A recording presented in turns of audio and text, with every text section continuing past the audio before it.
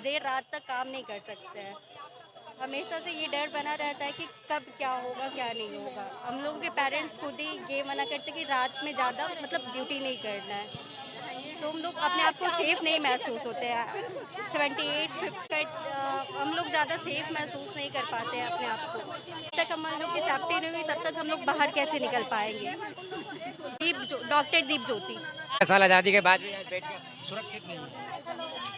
वही तो शर्मनाक की बात है, शर्मसार कर दिया पूरा भारत को इस तरह से जो ये हुआ है।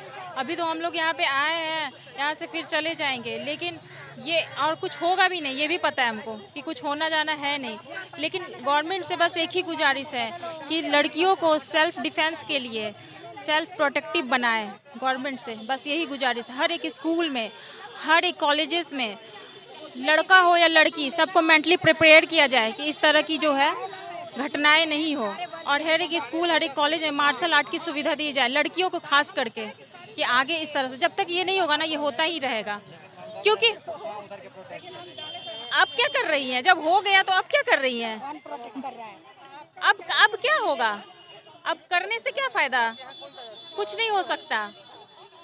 गवर्नमेंट से बस एक ही गुजारिश है कि वो लड़कियों को सेल्फ डिफेंस के लिए कुछ नया ऐसा कानून बनाए जो कि लड़के अभी भी गली चौराहे यहीं पे कौन से किसके नज़र में किस तरह का दरिंदा बैठा हो, कोई हम लोग जानते हैं? नहीं जानते हैं, ये चीज़ को नहीं देख सकते हैं।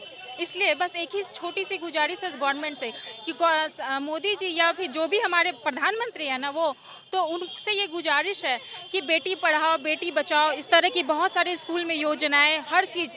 लेकिन यहाँ पे खास करके इंडिया में ऐसी अभी तक पॉसिबिलिटी नहीं हुई है कि लड़की को एक ठान बांध से एक रास्ते से वो निकले। वो डर डर के ही निकलती है। रात 7 के 8 बजे ना तो वो लड़की डरी ही रहती है कि कौन किस तरह से हमें देख रहा है, किसके मन में क्या चल रहा है। विपक्ष चुप क्यों बैठे हुए? कुछ नहीं, यहाँ पे कुछ भी चुप होने से क्या होगा? चुप ये ऐसा ही होता ही चलते आया है शुरू से। जनरेशन आगे बढ़ गया, लेकिन लड़कियों के लिए अभी भी वही थिंकिंग है, लड़कियों के लिए अभी भी वही सोच है। कुछ नहीं हो सकता। बस गवर्नमेंट से एक ही गुजारिश है, लड़कियों के लिए कुछ स्पेशल कानून बनाया जाए ताकि आगे इस तरह की घटनाएं नहीं हो। बेटियां कितना बलिदान देगी सुरक्षित होने के लिए? बात तो वही है, बलिदान ही तो हो रही है।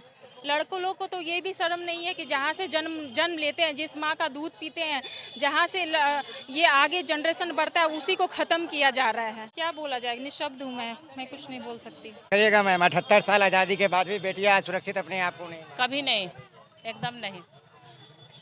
इतना कुछ हुआ, बस नेताजी लोग अपनी बातों को रखने के लिए हम ये करेंगे, वो कर देंगे, ये रोड बनवा देंगे, फलाना ढिमकाना, लेकिन कुछ नहीं। ये बहुत दुखद। पता नहीं क्यों चुप बैठे हुए, इतना बड़ा हादसा हो गया, पता नहीं क्या चल रहा है उन लोग को मन में, बताइए। अब वो इसी तरह से बैठे हुए ही हैं। अभी हम लोग घर चले जाएंगे, फिर वो कुछ होगा ही नहीं होगा, कुछ नहीं होना होगा। बिना मिली भगत से कुछ भी होगा, लेकिन लेट सवेरे। अब देखिए निर्भया कांड की तरह ये लोग सोच रहा है करने के, लेकिन ऐसा नहीं होना चाहिए, समझे? अब सोचिए कि माँ बाप की इकलौती संतान, सोचिए कि उसके घर में क्या गुजरते, हमारे बच्चे कैसे सुरक्षित रहे। क्या हम लोग अपने बच्चे को बाहर नहीं पढ़ा सकते हैं? अब ये देखकर क्या मनोबल ऊंचा रहेगा? कभी नहीं रहेगा। नेताजी जी बोलते हैं ये कर देंगे, वो कर देंगे, क्या खा कर रहे हैं? अभी के डेट में कोई सुरक्षित नहीं है।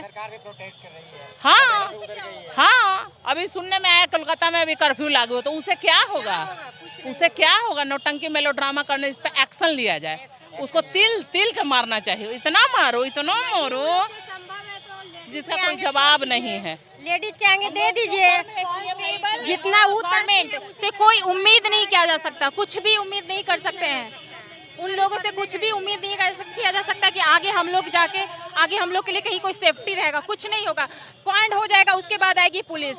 यही है, चलते आ रहा है। मरने के कुछ देर के बाद उस बेचारी को उसके मम्मी पापा, उसके पेरेंट्स को दिखाया नहीं। ये क्या है? हाँ, कुछ नहीं, वो भी सही से नहीं। उसको धज्जे थे, चिथड़े, उसको एकदम चिथड़े निकल गए हैं, लेकिन उसे पेरेंट्स को मुंह बंद कर दिया जाएगा। बहुत दिन के बाद उसियों को बहुत नीचे नज़र से देखा जाता है। इसका कहीं ना कहीं सोसाइटी में भी जिम्मेदार है, क्योंकि अगर ये एक प्रूफ है कि वो ऑन ड्यूटी थी। अगर वो ऑन ड्यूटी नहीं रहती तो एक अलग ही व्यू हो जाता। ये भी एक बता रहे हैं। हाँ, वो ऑन ड्यूटी थी, नाइट में ऑन ड्यूटी थी, नहीं तो उसका एक और ही व्यू आता। ठीक है ना? तो यहाँ पे ये भी है। पर ये पहला फर्स्ट अटैक हुआ था, 3-4 शराबी लोग उसके साथ किया, लेकिन ये सब चीज़ चाहिए वहाँ के ऑनर को इस पर एक्शन लें, लेकिन उन्होंने नहीं लिया। खुद में खुद सब अपने आप में गुमसुम रह गए हैं, सोचा कि चलो अब ऐसा कुछ नहीं, लेकिन नहीं, ये पूरी मिली जुली साजिश 110% है। ये सब डॉक्टर हॉस्पिटल को आग लगा दिया जाए जहाँ से उसका मौत आया है। सोचिए कि उसके फैमिली को क्या गुजरती होगी, क्या देख के हमारी बच्चियाँ सुरक्षित रह पाएगी? कभी नहीं सोच सकते हैं हम। पढ़ लिख कर क्या करें? क्या हमारे बच्चे बाहर नहीं जाएंगे पढ़ने के लिए? आगे सरकार से क्या मांग रहेगा? एकदम उसको एकदम कड़ी से कड़ी सजा, जो जिंदगी भर उसके पूरे फैमिली याद रखे, ऐसी सजा उसको मिलनी चाहिए। ऐसा ही नहीं कि देन एंड देयर मौत दे दे, नहीं, तिल तिल कर मारो, ऐसी होनी चाहिए।